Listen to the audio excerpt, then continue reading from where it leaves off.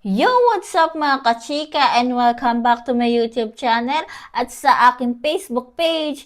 Ang pag-uusapan po natin ngayon ay tungkol sa Erwin Tulfo muling bubuhayin anti-Apple bill. Pero bago ang lahat, sa mga bagong pasok pa lamang po sa aking YouTube channel at sa aking Facebook page, huwag niyo po sanang kalimutan na i-like, share, subscribe, and click na rin po notification bell para lagi po kayo updated sa aking mga susunod na video.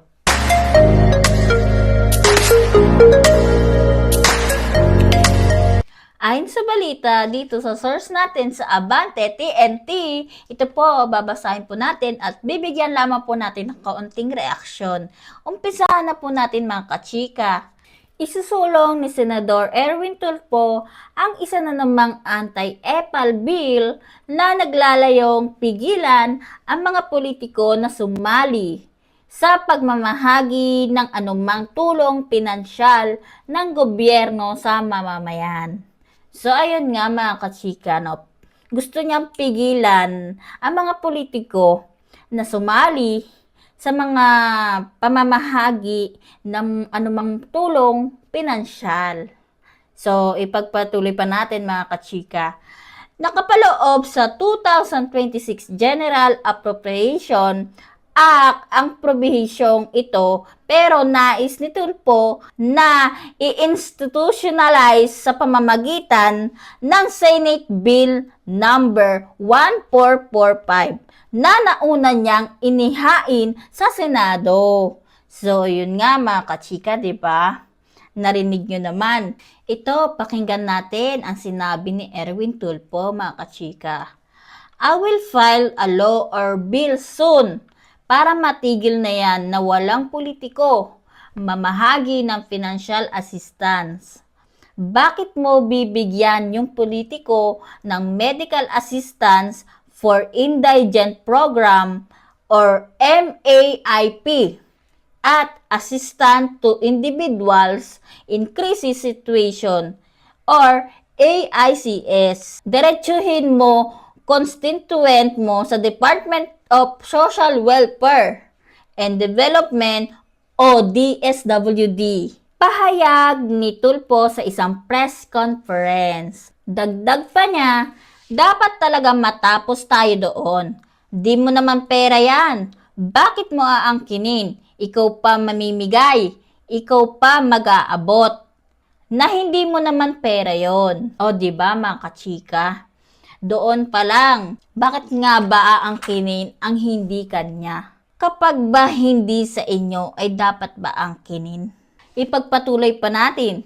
Nakasaad sa nakabinbin panukala ni Tulfo ang pag-institutionalize ng Assistance to Individuals in Crisis Situations o AICS program ng DSWD na dati niyang pamunuan.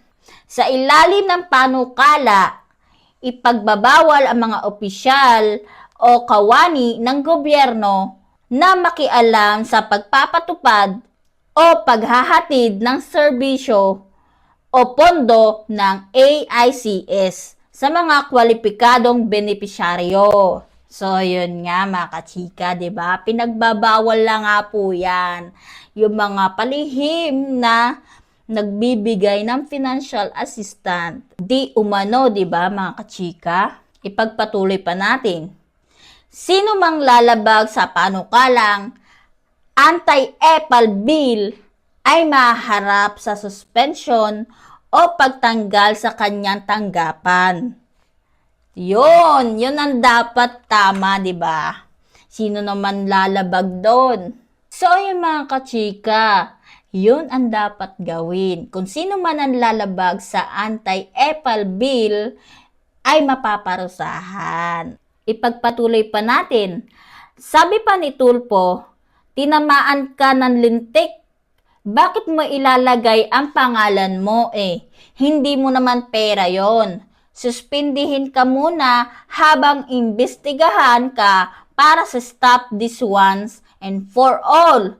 Paulit-ulit na Ilang taon na ito O, diba, mga kachika?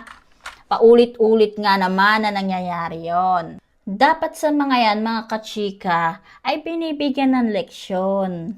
Diba? Kahit ako, gagawin ko ang mga ganyan. Dapat, doon tayo sa tama. So, ipagpatuloy pa natin mga kachika. Hindi ito ang unang pagkakataon na inihain sa Kongreso ang anti-EPAL bill noong 2010. Inihain ni yumaong Senadora Miriam Defensor Santiago ang Senate Bill number 1967 o an act prohibiting public officers from claiming credit through signage announcing a public works project. So, ayun nga mga kachika. Sa inyong palagay, tama po ba ang ginawa ni Erwin Tulfo? Comment down below na lamang po ang inyong mga kasagutan sa aking comment section. Hanggang dito na lamang po mga kachika.